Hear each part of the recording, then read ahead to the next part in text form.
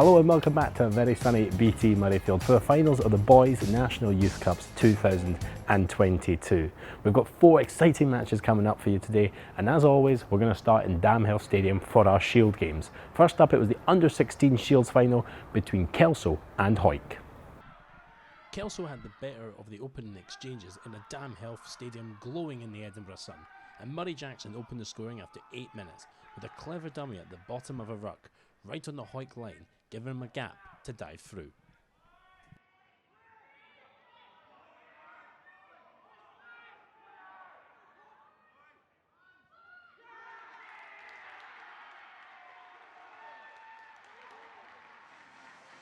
And just 3 minutes later, Kelso scored a second. A lovely move in the midfield involving Ben Burton and his 2 centres led to captain Fraser Murray getting the ball returned to him in space. He splashed over in front of the Murrayfield stand to extend Kelso's lead. Kelso's third came courtesy of Andrew Lawson, who was next to dive over the line in the 26th minute, this time picking the ball up in the midfield with a clear line to the posts in front of him.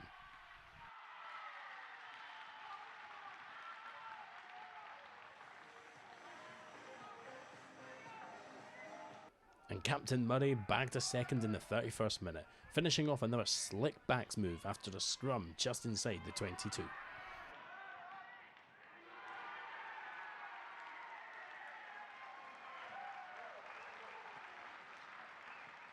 Hawick got themselves on the scoreboard with the last play of the half. The ball was worked out to the right wing, then back towards the middle with Fraser Casson finishing off an excellent attack. Stuart Delaney added the extra 2 to end the first half scoring at 26-7 in favour of Kelso.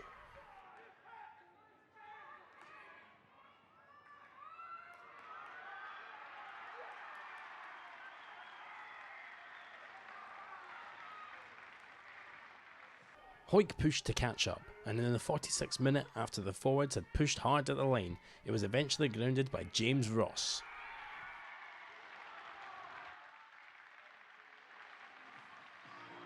But Kelso regained their 3-try lead minutes later as they scored under the posts.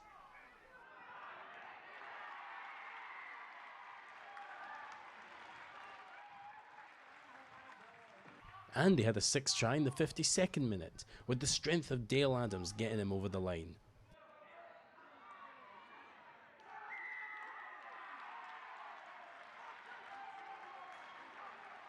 And Adams got his second in the 60th minute, with Kelso working the ball from the left corner over to us to the right of the posts, where the prop battered his way over.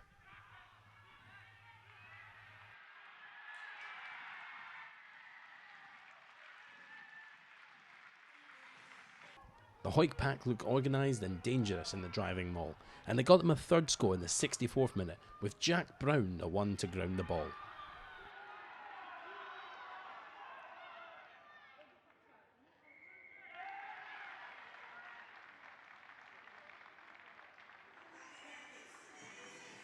The scoring was rounded off for Kelso in the 67th minute, with their lively back showing their prowess again to create a hat-trick for Murray. Hawick showed their resilience to the end though, and Boroughmuir McGuinness powered over for the final score of the contest, in a match that could have gone either way, but went in the way of the men in black and white, as Kelso took home the Under-16 Shield.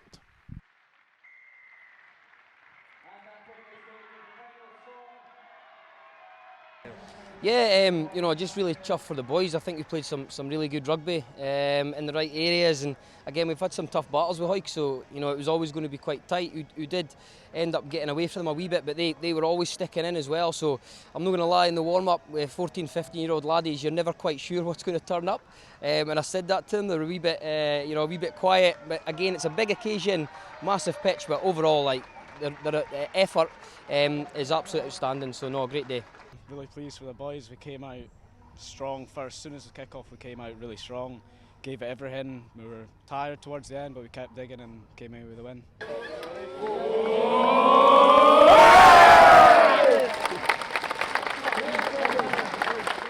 Congratulations to Kelso on their win. We've got another Borders clash coming up in the Under-18 Shield final between Gala Wanderers and the combined team of Earlston High School and Melrose Wasps.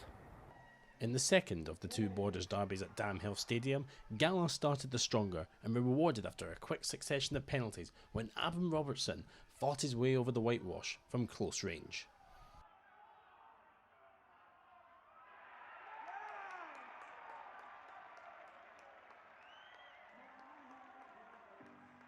It didn't take long though for Melrose to level the proceedings in the 15th minute after a penalty was kicked to the corner and a driving maul took Callum Clark over the line.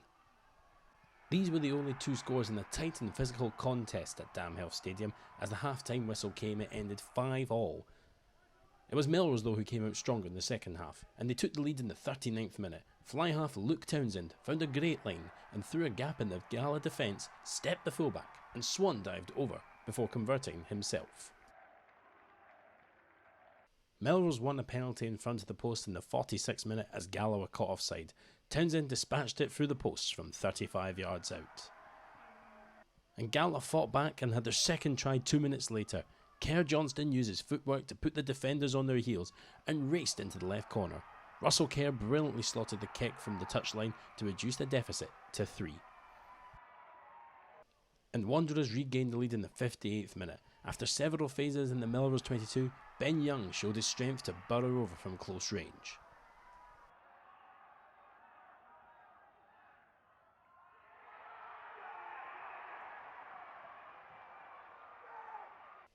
Townsend, however, put Melrose back in front with this penalty after having missed one just moments earlier.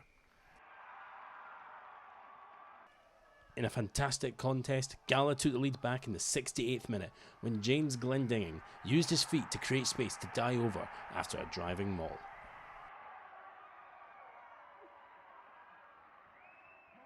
And that was how it ended, in an incredible game of rugby, going Gala Wanderers' way.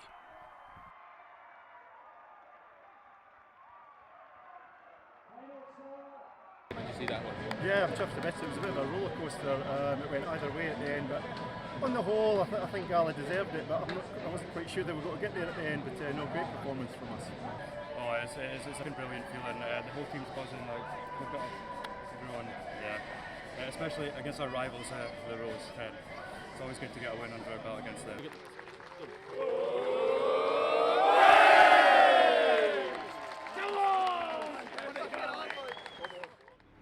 Congratulations to our winners there, Gala Wanderers. We're now going to turn our attentions to the matches that took place out here in the main stadium. First up, Stirling County, who had already just won the Under-16 and Under-18 Girls Youth Cups, were looking to go home with 3 trophies. They took on GHA. The opening half saw possession of the ball switch between Stirling County and GHA several times as both teams fought it out for the opening score. But it was scrum half Tom Nodes that got the scoreboard running after he converted this penalty. But just moments later, GHA responded as John Collins pushed through the red, white and black jerseys to score the first try of the match. That was followed by an easy conversion from Matt Ingalls. Stirling County finally got their first try in the 22nd minute, this time made by the captain and loosehead prop Mickey Kesson, and showed an impressive conversion from the scrum half Tom Nodes.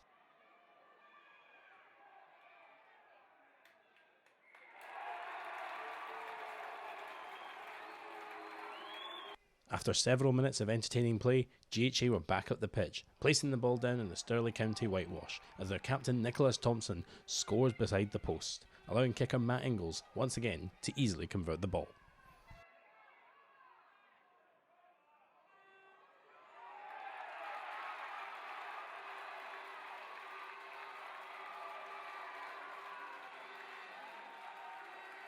Minutes before the first half concluded, Stirling County kicked the ball out within 5 metres of GHA's try line, which resulted with Stirling County's captain Mickey Kesson scoring again, whilst Tom Nodes was on hand again to add a further 2 points. As the first half ended with only 1 point between them, it took some time for the first score to come in the second half, but a cross-field kick from GHA's centre Ethan Jack over to Andrew Campbell left a wide gap open for the left winger to score.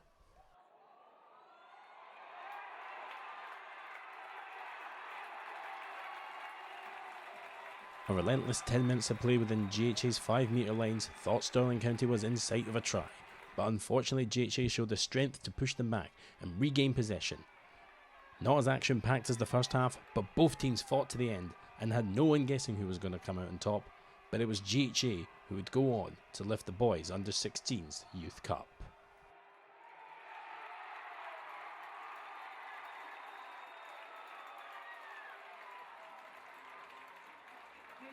So proud of the boys. What a performance! It was an amazing game, great game to watch. Thought Stirling County were a really good team. We knew it was going to be tough today, and the boys knew they were going to be up against it. I thought Stirling were fantastic on the day. Great defensive performance for them, and it was so tight, as you say, and we were just fortunate. We just edged it at the end. So we're delighted, absolutely delighted. It's amazing. You know, all the boys have just worked so hard for it, and to come out and get the win was just amazing. It's a huge pitch, but it was a great experience. Run on it. I was just amazed by how big the size is, but yeah, all the boys loved it so much.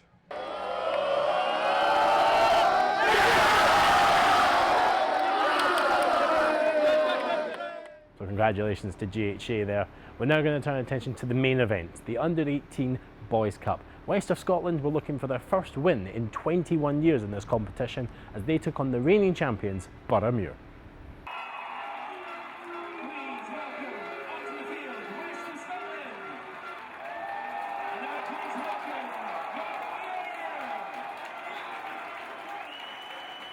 It only took 2 minutes for Boroughmuir to kick off the scoring as Liam McConnell scored the opening try, with Greg Anderson adding the extras.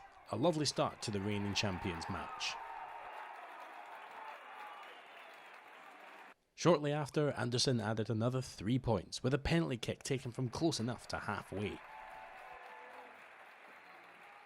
But West of Scotland's response was strong, and moments later Patrick Spence found a gap between the green and blue shirts to score, followed with Charlie Greaves converting the ball between the sticks.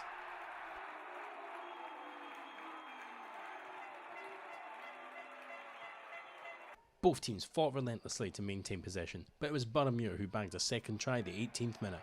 Centre Nick Adler scurried his way up the international pitch. Anderson's boot saw the ball safely over the post for another 2 points.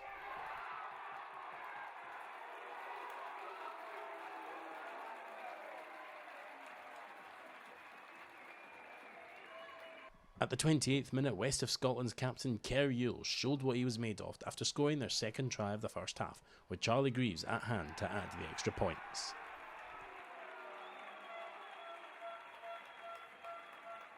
West of Scotland managed to level the scoreboard at 17-all with a successful penalty kick at the post from Charlie Greaves. It was nail-biting stuff at BT Murrayfield as the crowd eagerly awaited the second half. Boroughmuir and West of Scotland were both determined to be the side to take the lead in the second half, as the game shaped up to be a truly physical contest. It took almost 50 minutes for a score to be added. The crowds erupted as Boroughmuir's Ozzy Kanakavaita crossed the line following a series of passes up to the pitch from the back line.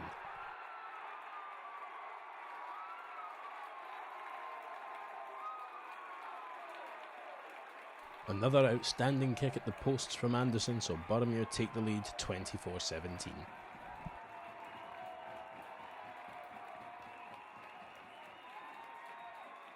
West of Scotland's response was strong, and very quickly the boys in yellow and red found themselves deep into their opposition's 22. A strong running line from Yule saw the West captain score his second try of the match after some consultation between the referee and his linesman. Grieve added to a streak of successful conversions, taking the score to 24-24. As the clock hit 70 minutes, it was still 24-all, with the prospect of the trophy having to be shared at large. But with West showing signs of fatigue from nearly 70 minutes of tough contest, Boroughmuir took a second stab at a try. Powerful running from back row McConnell saw the young Boroughmuir player end the game as he started, sailing between the sticks for a last-minute try.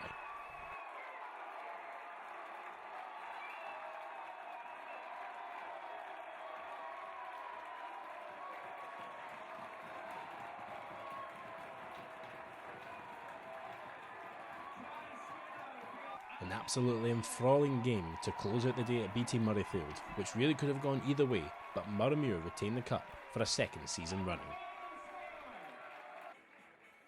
I mean, obviously it was absolutely thrilled that we actually obviously came out winners in the end. Really tough opposition, you know, West made a real game of it for us, you know, and that's certainly the toughest game we've had, you know, this season, which is absolutely fantastic. It was a great final. Cup finals and last minute kind of wins are a bit, seem to be that seems to be our kind of forte now, but you know, absolutely delighted for the boys. You know, they've been fantastic all season. You know, they're a great bunch of boys, and you know, absolutely thrilled for them. You know, they'll be absolutely over the moon. So I mean, it feels great. It feels unreal because we missed out back in 2 years ago in under 16s because of COVID, and then we worked as hard as possible for this season to come back out and try and lift the cup. West gave us a really hard game, but it was worth it. Great game to play.